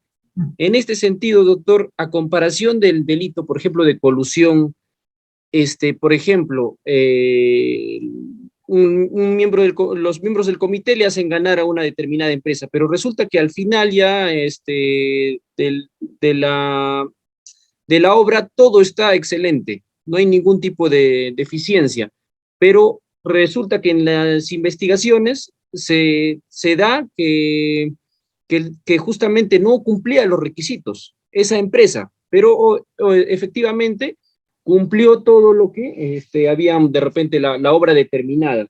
Entonces, si bien es cierto, a comparación del otro ejemplo, no se afectó la prestación, pero, doctor, ahí, ¿cómo sería? ¿También no habría delito? No, usted pone un ejemplo muy, muy bonito que tiene que ver justamente con la necesidad de identificar el bien jurídico. Mire usted cómo, y yo cuestiono bastante a veces a mis distinguidos colegas, cuando de pronto hacen una diferencia el bien jurídico genérico y el bien jurídico específico. Cuando se hace referencia a este tema del bien jurídico genérico, y ustedes saben que hay muchos autores que parten de ello, esto como que entierra un poco el tema de la concreción del bien jurídico específico. No podemos entrar, por ejemplo, mire usted, en el caso de los delitos contra el patrimonio, decía el bien jurídico genérico, el patrimonio, el bien jurídico específico, el apropiado, la posesión. No, seamos claros, concretos, y no adornemos el discurso y digamos a ver cuál es el bien jurídico, ¿no? Y no el bien jurídico tutelado, sino el bien jurídico que tiene que afectarse para decir que se configura el tipo penal. Y nosotros vamos al tema de ¿cuál es el bien jurídico en el delito de colusión? Primer párrafo, ¿cierto? Para efectos de no entrar a la defraudación, ¿cierto? Efectiva, que corresponde al segundo párrafo, ¿no? Y resulta que vamos a encontrar que el bien jurídico en realidad viene a ser la imparcialidad. Algunos dicen neutralidad, ¿cierto? Porque todos los ciudadanos, cuando pretenden contratar con el Estado, y de pronto en esa contratación, pues ya existe una suerte de direccionamiento por un pacto colusorio, por una concertación, entonces ya no estamos encontrando esa imparcialidad en la prestación específica. En esa particular adjudicación de la buena pro, no hay duda, claro, la imparcialidad, ¿no? Entonces, ya resulta que de pronto, independientemente de que la prestación o la obra pues se haya elaborado con todas las características exigidas, lo cierto que pues se ha afectado la imparcialidad, se ha afectado la neutralidad, no hay duda. Entonces lo que vemos es la prestación en esa línea, pero que debe cumplir con las características de ser imparcial y neutral. Correcto. Y se afectó, sí. Pero la obra quedó de esa manera, cuidado. El Estado, ¿cierto?, desde una perspectiva imparcial, debe dar oportunidad a todas las empresas que participan en la adjudicación de la buena pro para los efectos de que existe una sana competencia en la adjudicación de la buena pro. Pero cuando ya está el direccionamiento, no hay duda. No, se cumplió con todas las características. Sí, pero se afectó esto que es fundamental, que es la imparcialidad, ¿no? Algunos dicen neutralidad. Otra pregunta, doctor. Excelente, doctor. Damos pase al doctor Alex. Doctor Alex, muy buenas noches. Está activo su audio. Adelante, por favor. Doctor, ¿me escucha? Buenas noches con todos los presentes. ¿Me escucha? Perfecto, doctor. Adelante. Doctor Félix, disculpe, buenas tardes. Sobre todo, agradecerle por la cátedra, muy interesante. Tengo una inquietud de hace mucho tiempo. doctor, porque en el código nos habla sobre el tráfico de influencias en el artículo 400, dice que equivocando o teniendo influencias reales o simuladas, dice equivocando, o sea, ahí no dice que es un funcionario público, pero en todos los delitos dice contra la administración pública, el que comete es el funcionario público o el servidor público. Doctor, entonces en el tráfico de influencias podemos decirle que cualquier persona puede cometer ese delito, no es necesario que sea funcionario público. Doctor, y la otra pregunta es, ¿cuál es la diferencia entre delito de colusión con concusión, doctor? Eso es... A ver, respecto de la primera parte, por favor, no nos olvidemos que existen delitos contra la administración pública especiales que pueden ser cometidos por funcionarios y servidores públicos, pero encontramos otros delitos contra la administración pública, ¿cierto?, que pueden ser cometidos por los particulares. Desobediencia, resistencia a la autoridad, claro, está afectando a la prestación pública. Y en cada uno de ellos, el bien jurídico tiene que ser modulado de tal manera que se adecue. Por ejemplo, mire usted, un caso que es bastante difundido es el caso Chucerrato, recuerdan también a través por el ejemplo del proceso inmediato. Este empresario, y el delito contra la administración pública, resistencia a la autoridad, se desplaza a la ciudad a una localidad del sur de Lima para pasar un fin de semana.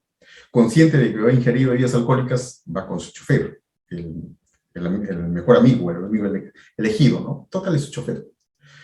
Cuando está retornando, él va en la parte trasera, los efectivos policiales hacen una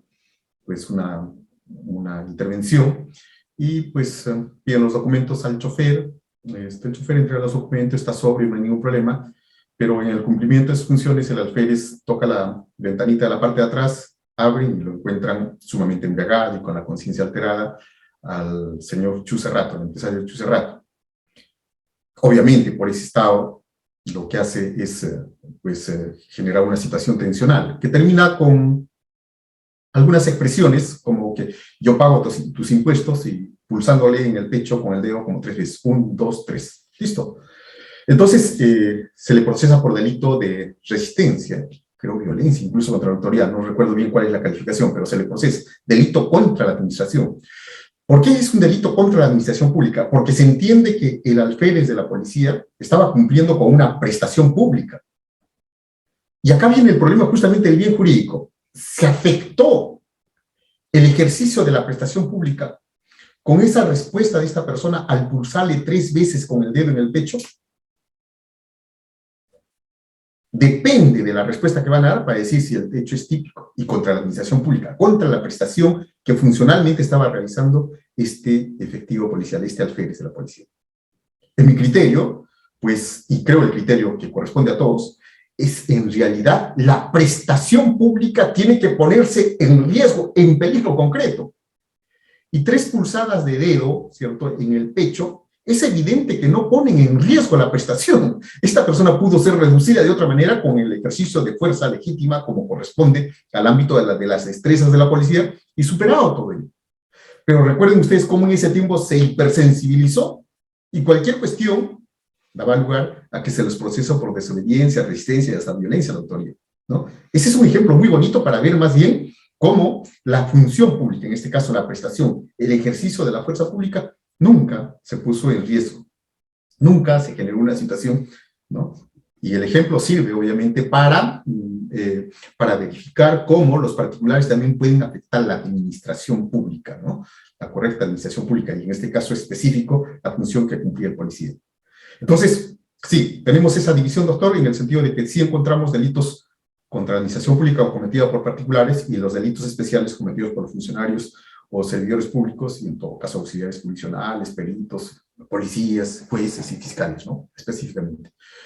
En el caso de la corrupción, regreso al ejemplo anterior cuando hacíamos, y lo que hacía referencia justamente la doctora, este es un delito que supone una relación negocial de algo ilícito, están negociando la cosa pública, no me impongas una papeleta y tome esta cantidad de dinero, es una relación negocial, es un delito de encuentro, correcto. En cambio, en el delito de concusión, se exige al sujeto, concusión, se exige al sujeto una suma adicional a la legalmente establecida, o a la que está establecida como tal. Entonces, desde esa perspectiva, la concusión básicamente viene a ser un acto donde se tiene como sujeto, víctima, sujeto pasivo siempre va al Estado, obviamente, pero donde este ciudadano está siendo sacudido. Concusión significa sacudir el árbol. Y con ello, obviamente, acá no vamos a encontrar el acto de cohecho por parte del ciudadano a quien se le está concusionando, sino solamente el sujeto activo con su actuar. ¿Otra pregunta, doctor? Doctor, tenemos a la otra Janet. Doctora Janet, muy buenas noches. Es una pregunta por participante. Doctora Janet, activo está suave. Buenas noches. Mi pregunta va más relacionado a un tema de contrataciones directas. Estuve revisando y bueno, estuve revisando el tema de los agentes quienes, a los agentes quienes se dan, o sea, como terceros que facilitan, ¿no? A corromper al funcionario como tal.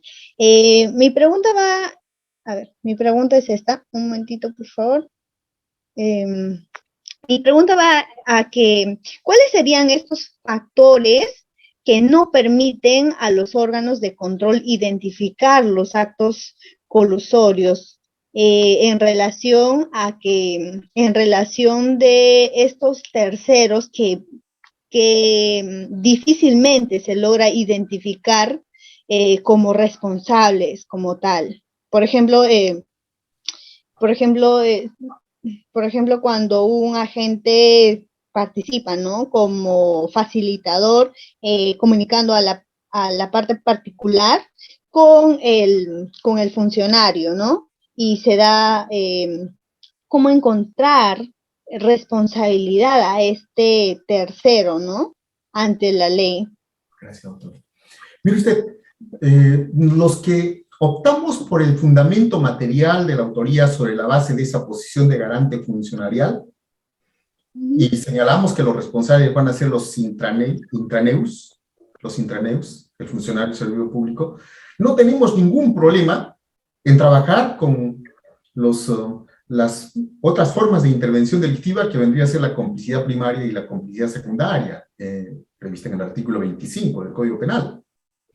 Como extraneros van a responder. Nunca va a haber ruptura de título de imputación, porque van a responder, obviamente, como cómplices primarios o cómplices secundarios, y no va a haber ningún problema. Pero ¿sabes de quiénes tienen problemas para aceptar los temas de complicidad primaria y secundaria? Son los que han asumido acríticamente pues, la dogmática de las intervenciones delictivas cuando pretenden encontrar en los extraneos también alguna suerte de pues, un deber extrapenal que los vincule a ellos.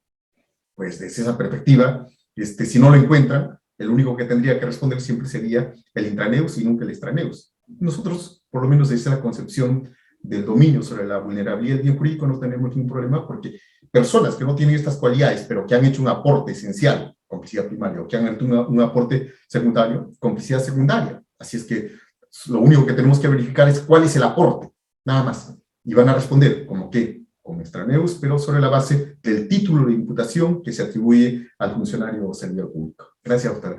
Y otro tema que señala la doctora y a mí me parece muy importante. Salvo una situación anecdótica que todos recordarán, esto fue en el departamento de Cusco, de algún funcionario público alcalde que materializó o configuró la concertación en un documento. Y que fue el documento que obviamente dio lugar a que con posterioridad termine condenado. Lo cierto es que la concertación que va a configurar el delito de colusión siempre va a ser clandestina.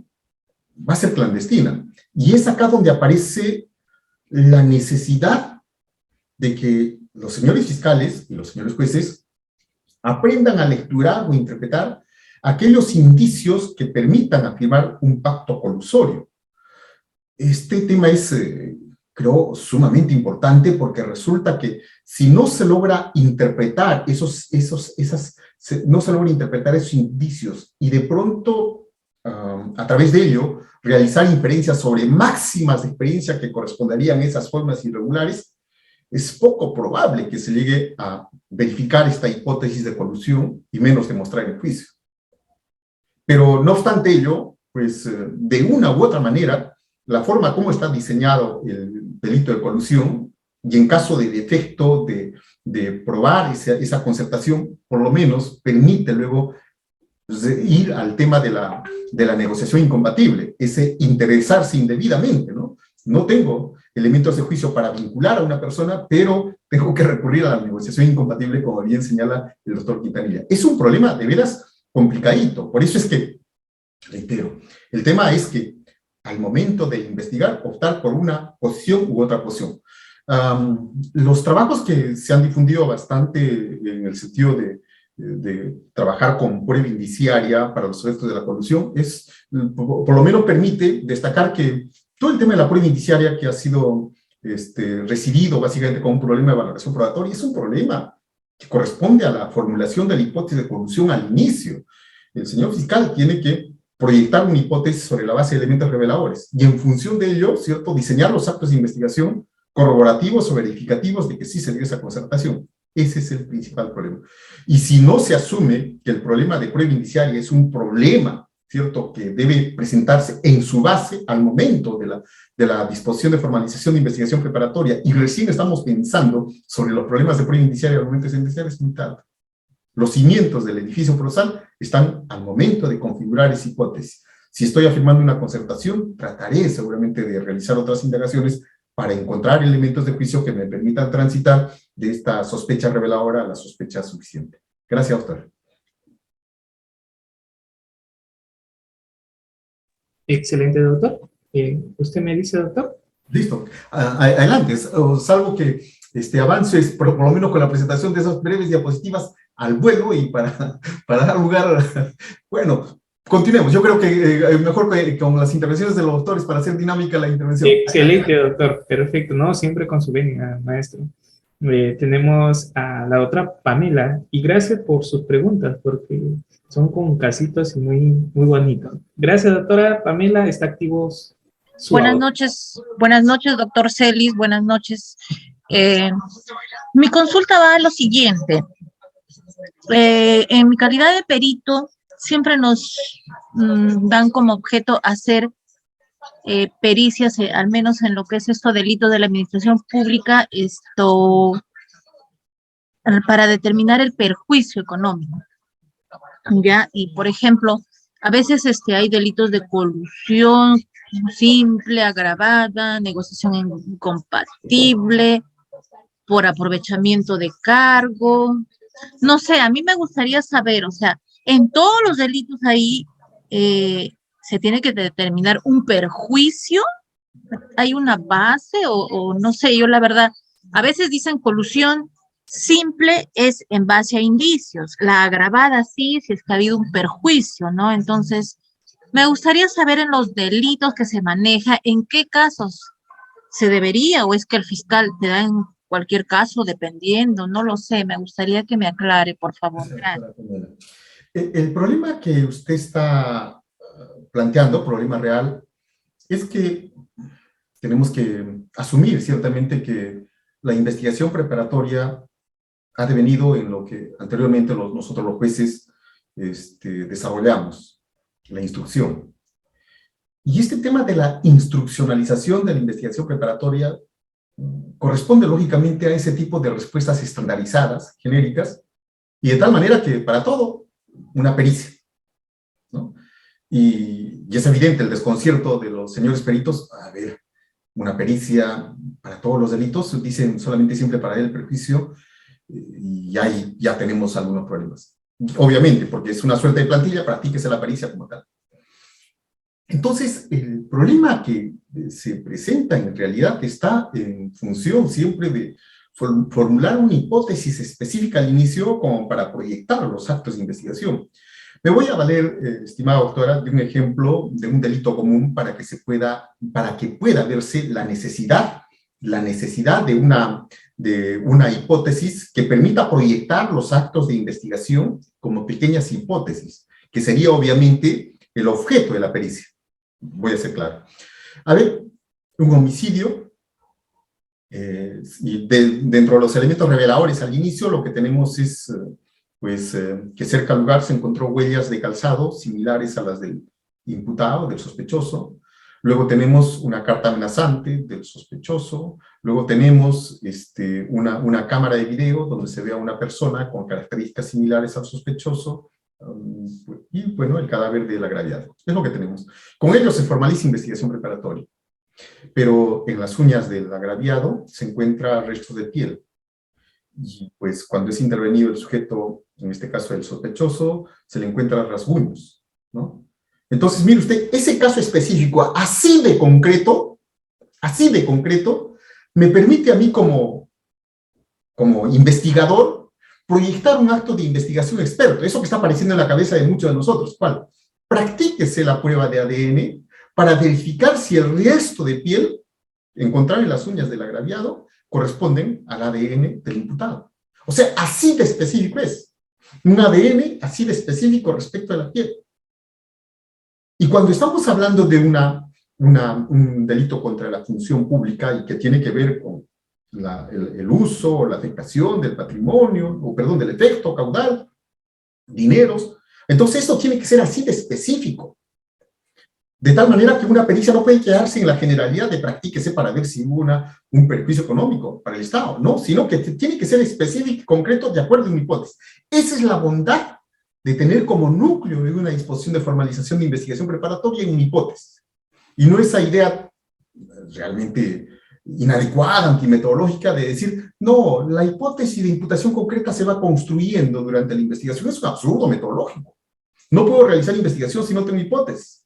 Así que esa idea de decir que por el principio de progresividad la hipótesis recién se va configurando es completamente antimetodológico y sin embargo fuertemente difundido. Tengo una hipótesis y lo que voy a ver es su corroboración. Si de pronto he señalado que hay un perjuicio económico en tal extremo, ¿cierto? Es porque yo he estudiado, he formulado mi hipótesis y le estoy pidiendo a los peritos expertos, el perito económico, perito economista, los ingenieros, ¿cierto? Que me hagan referencia a ello. Tal vez una pericia de los ingenieros que tenga que ver, lógicamente, luego con una pericia económica para ver si se afectó o no, pero es preciso, es concreto. Y es una buena reflexión que plantea la doctora porque es fuertemente criticable esas peticiones de pericias así genéricas, simplemente refiriéndose a causa de un perjuicio económico. Hace buen tiempo, recuerdo, hicimos nosotros una pasantía en la Sfera Equipa, la sala a la que pertenecía conjuntamente con otros jueces, a las instalaciones de Contraloría en la misma Sfera Equipa. Y los miembros de Contraloría refirieron algo muy importante. Refirieron que cuando ellos elaboran un informe, eso que dicen que es prueba preconstituida, el informe de Contraloría, ellos lo que hacen es establecer un conjunto de datos de donde se derivarían responsabilidad civil, responsabilidad administrativa, responsabilidad penal.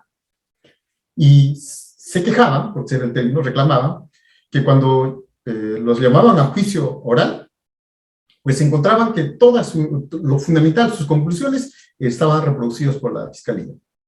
Y que pues le llevaban a sostener responsabilidades de tipo administrativo cuando ese no era el fundamento. ¿Qué decían los peritos de Contraloría en ese tiempo? Algo elemental. En Contraloría tenemos recursos escasos.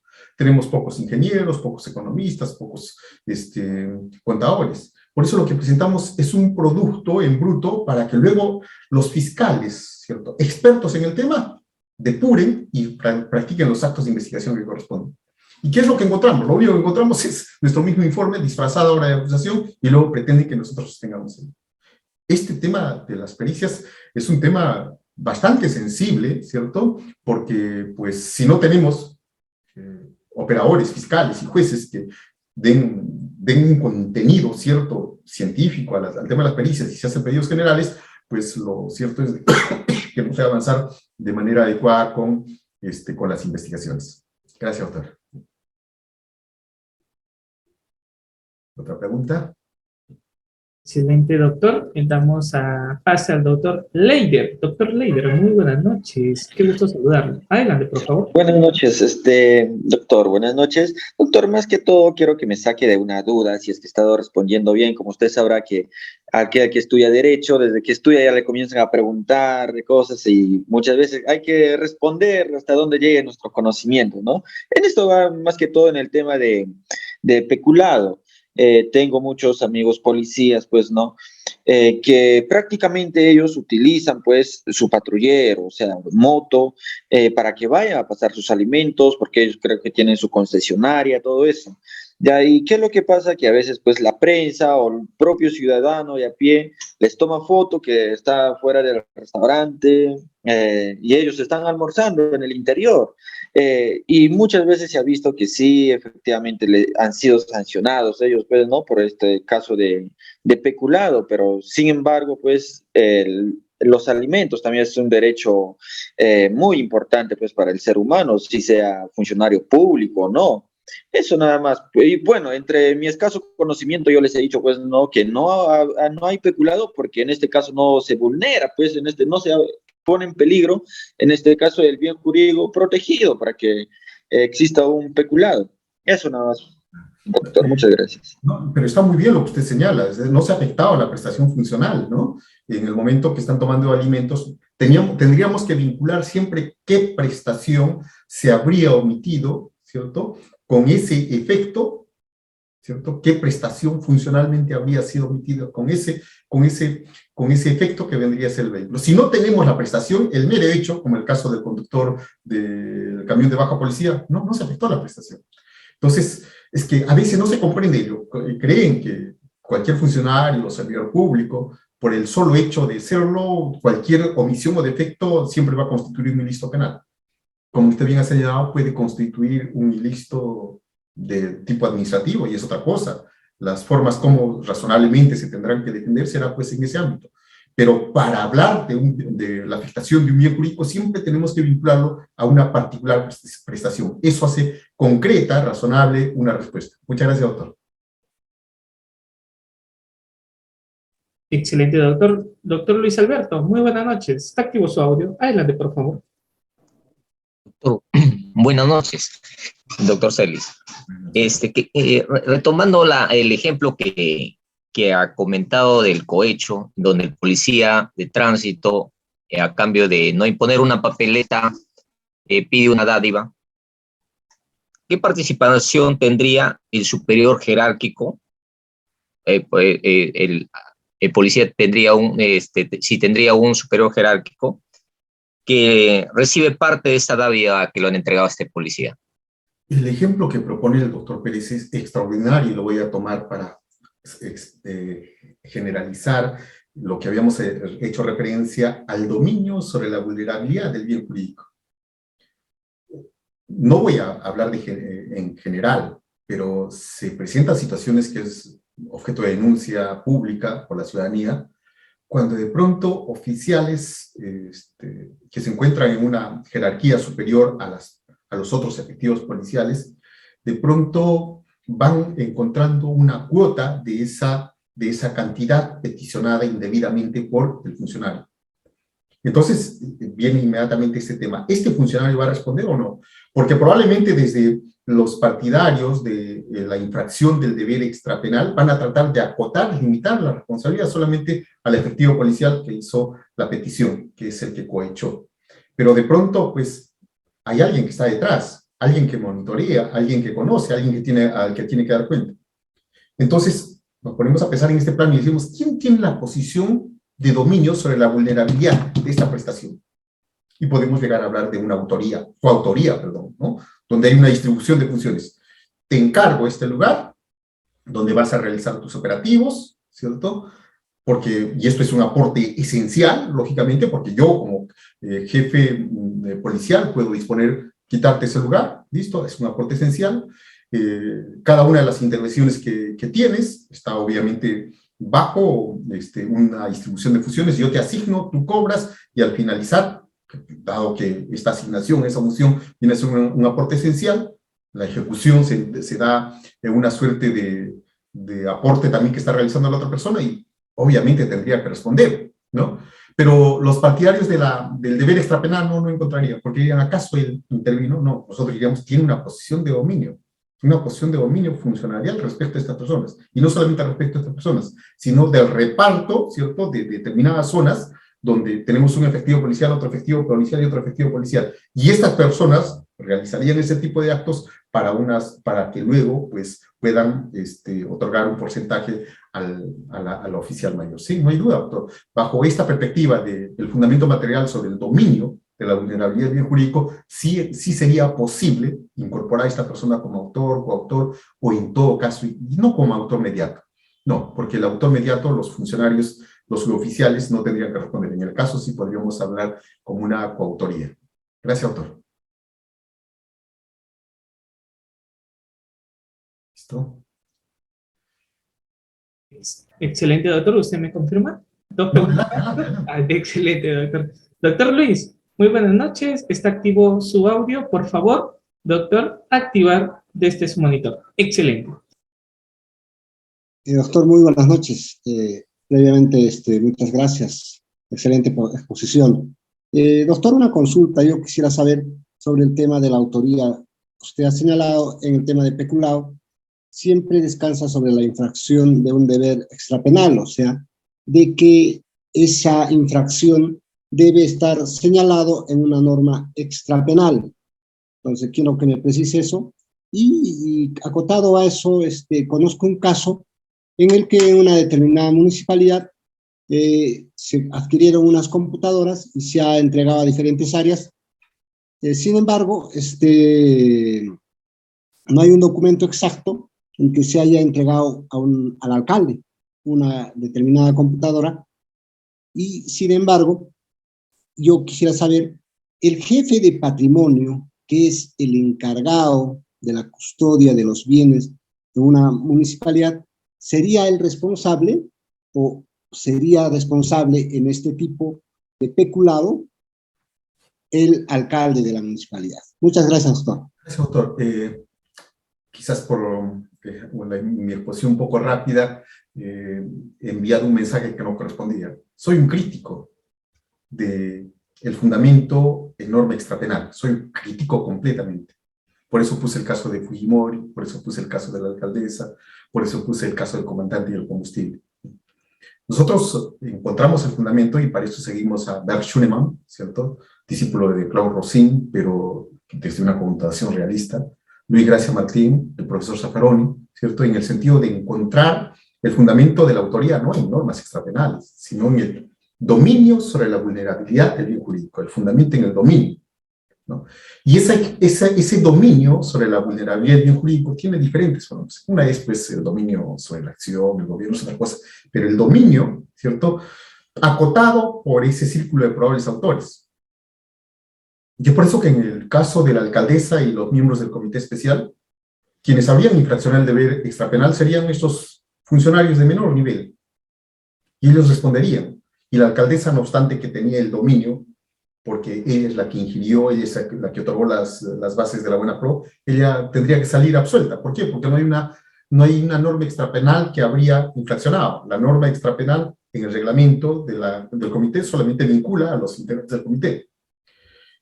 Este es el tema. Lo cierto es que también hay que ser claros, ¿no?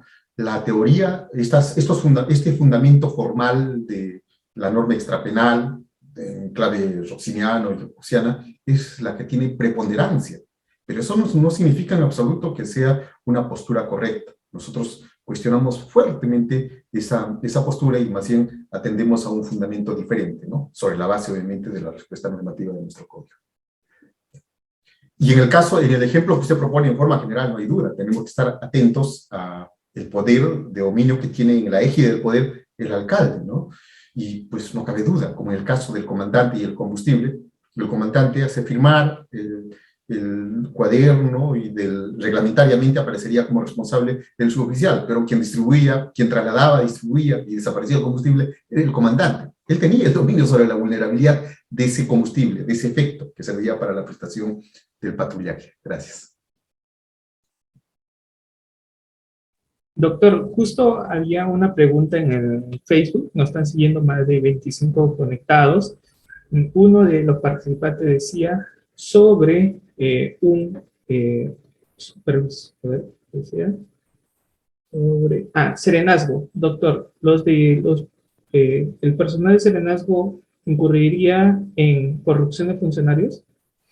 Eso va a depender, porque no nos olvidemos que en el caso del serenazgo, ellos hacen patrullaje, pero hacen patrullaje mixto, donde existen efectivos policiales, y si la intervención se legitima por la intervención de los funcionarios, eventualmente podrían responder como extraneus, ¿no?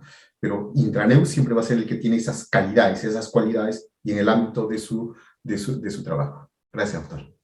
Excelente, doctor. Sí, porque, bueno, le comento también, vi en las noticias, referente a un inspector que había recibido 25 soles y lo detienen en flagrancia. Doctor, ¿ahí se incurriría al delito de corrupción de funcionarios? Gracias. El tema va a depender, y la pregunta es muy bonita, porque tiene que ver, doctor, con la extensión del concepto que tengamos de funcionario público. Porque cuando hablamos de funcionario, servidor público, y nos remitimos a lo que señala la Constitución, definitivamente se limita, pero resulta que pues, nosotros tenemos un pacto, una convención que extiende el ámbito del funcionariado, servidor público, a toda aquella persona que esté vinculado al hacer público. Y si la prestación que realiza una municipalidad es una prestación pública a cargo de sujetos privados, no hay duda, le alcanza, claro está, esa calidad. Gracias, doctor. Excelente, doctor. Muchísimas gracias. Doctor Rolly, muy buenas noches. ¿Está activo su audio, por favor? Muchas gracias. Buenas noches, doctor Celis. Realmente felicitarlo, y acá tiene un adepto más en la postura del dominio de la vulnerabilidad de los bienes jurídicos. Solo para ejemplificarlo, sencillamente una entidad en un año podría no actualizar sus normas administrativas como el MOF, el ROF, y bastaría que ese año no se puede aplicar bajo la tesis de que existe una norma extrapenal y generaríamos impunidad. Claramente con ese ejemplo podríamos trabajar. Doctor, una pregunta en ese tema. ¿Será suficiente para fundamentar la autoría bajo este dominio de la vulnerabilidad del bien jurídico una omisión de supervisión? Le voy a graficar el ejemplo.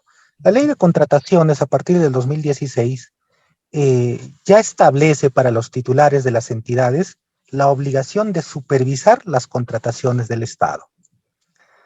En mérito a ello, actualmente se ven acusaciones que por el solo hecho de haberse omitido, o de haber omitido, por ejemplo, un alcalde, la supervisión de unas contrataciones, podría equiparar a ser autor, por ejemplo, en el delito de colusión, bajo esta teoría, o necesariamente se requiere algún aporte activo adicional.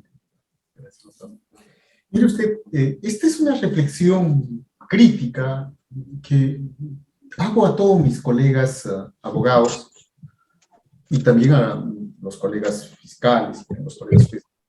Cuando creen que la sumatoria cuantitativa de irregularidades hace indicios que permitan afirmar un pacto colusorio, una concertación o cualquier otro verbo típico de los delitos contra la administración pública. Hay que tener mucho cuidado con ello. Porque las meras irregularidades por sí, por más que se cuantifiquen, si por máxima experiencia en la contratación pública no está vinculado, obviamente, a la plausibilidad o a la explicación de esta hipótesis de la concertación, no sirve. Lo que pasa es que muchas veces, si se van a percatar ustedes, que en una perspectiva de defensa todoterreno, lo que se pretende es encontrar irregularidades, y listo, existen irregularidades, pero mire usted, si tengo 10 irregularidades detectadas, listo, que son anotadas, son, como dicen, alcances que se van encontrando, ¿no? Son, ¿qué término emplean? Un término que emplean cuando hacen referencia a esas irregularidades. Pero usted y yo, y las personas que trabajamos con este tipo de delitos, decimos, de estas 10 irregularidades, solamente son 2 que me permiten inferir el pacto colusorio. Entonces lo que vamos a hacer inteligentemente es asentar toda la verificación y la demostración sobre la base de estos 2 y tal vez encontrar alguno que también ayude a señalar que esta hipótesis es la mejor explicación o la única explicación posible. Pero ¿cuál es la práctica? se comienza a abundar en el 3, 4, 5, 6, 7 y 8. Y esa abundancia de información de meras irregularidades hace que desaparezca hallazgos. Gracias, doctor, hallazgos. Hace que desaparezca lo significativo que vienen a esos 3. Esa es una mala práctica, pésima práctica. Porque es evidente que con la dispersión de la información entierran lo significativo que vienen a ser esos 3. Y yo comparto con usted, doctor, en el sentido de decir, pues esa forma de encontrar un conjunto de irregularidades, un conjunto de hallazgos, no hace necesariamente que esta hipótesis del acto colusorio, del acto de concertación, sea la única aplicación posible. Gracias. Excelente, doctor. Doctor Alexander Torres, muy buenas noches. ¿Está activo su audio, por favor? ¿Puede activarlo usted mismo? Excelente. Sí, buenas noches, doctor Celis. En principio, felicitarlo por la excelente disertación. Doctor, yo tenía una pregunta. Respecto sobre la pandemia, mediante decreto de urgencia, el gobierno pues ha autorizado a las municipalidades locales y regionales para que puedan dotar canastas básicas, ¿no?, a todas las personas vulnerables. Y también hay una directiva donde se señala que se tendría que nombrar un comité de vigilancia. Entonces, doctor, mira, resulta que en los hechos hay pues ciertas irregularidades en la entrega de las canastas. Uno, que la directiva te da unas planillas como modelo para poder entregar, y estos funcionarios no han cumplido rellenar esas planillas, no han hecho en otras planillas. Asimismo, esa planilla se debería haber subido en plataforma, en transparencia, me parece, en una página web. Y lo que pasa es que ahí se dan cuenta, o Contraloría se da cuenta que no coincidían los DNIs con las personas que se habían entregado estas canastas. La pregunta es, doctor, el comité de vigilancia, que no son funcionarios, son un personal de salud, por ejemplo, y otro es un subprefecto de ese distrito, que no tiene que ver nada con la municipalidad, ¿podría cometer el delito de peculado? Porque eso se lo imputan, ¿no?, en este caso. Ellos incluso alegan que no tenían conocimiento que el alcalde les había nombrado como parte del comité de vigilancia mediante resolución de alcaldía. Esa sería la pregunta, doctor. Muchas gracias.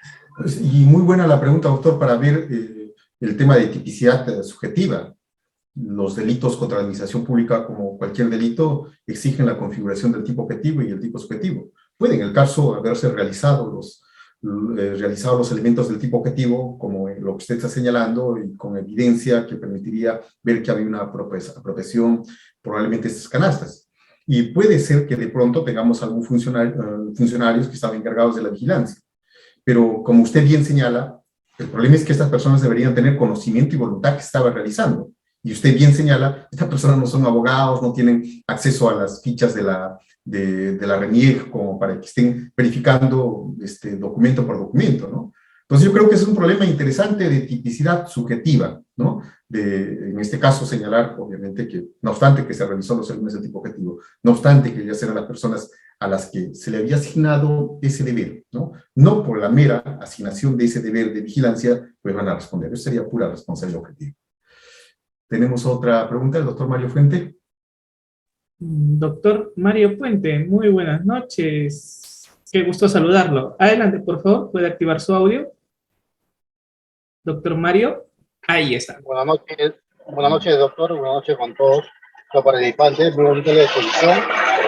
Quiero saber si el CAS son funcionarios públicos que representan al Estado y la terciarización también. Esa es la pregunta, doctor. No escuché bien la pregunta, doctor. Por favor, nuevamente.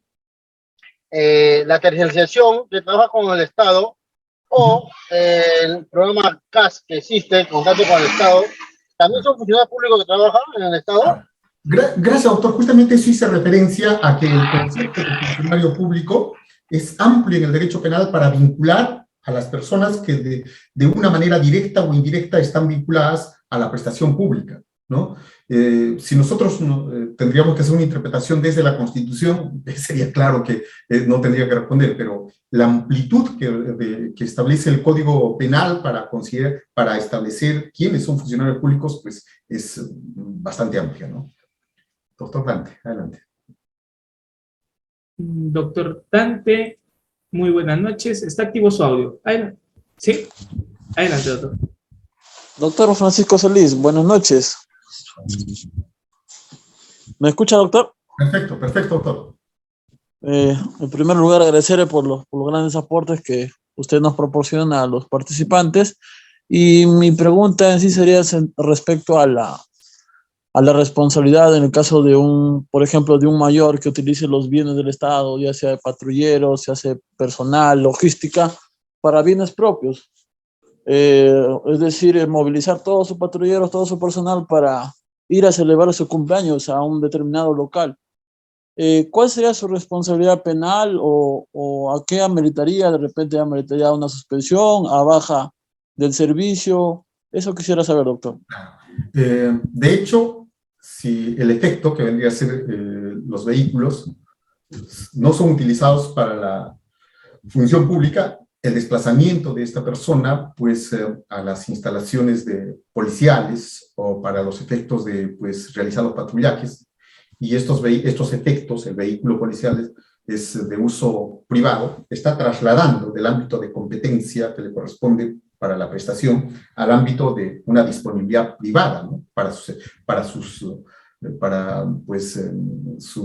diversión, para el uso privado, no hay duda. Sí, y esto así, en la forma como está, definitivamente elevaría la prestación pública y con ello pues, se podría hablar bien de un delito contra la administración pública por la afectación de la prestación. Lo único que se tendría que hacer referencia, por lo menos, es que en el momento que ese vehículo estaba siendo utilizado para fines privados, lo que se estaba dejando es enervada la posibilidad de que la policía pueda acudir, ¿no? Y en este caso ni siquiera hay mucho que razonar, porque sabemos que siempre, normalmente, generalmente, las peticiones de intervención policial por parte de la ciudadanía es casi frecuente, casi permanente, y de pronto no hay forma porque dicen que no existen patrulleros, ¿no? Sí, peculado, doctor, sería peculado. Bien, doctores. Tenemos todavía una última pregunta. En realidad, como ven ustedes, el tema es pero muy, muy interesante. ¿Qué tal es así de que no he tenido ni siquiera la oportunidad de proyectar las diapositivas que había preparado? Sin embargo, yo le voy a hacer llegar a Uriápolis, al doctor, para efectos de compartir y se pueda trabajar. Son unos esquemas que tienen que ver con esa propuesta que estamos haciendo, no nuestra, sino del maestro Schunemann y de Luis Gracia Martín. Doctor River.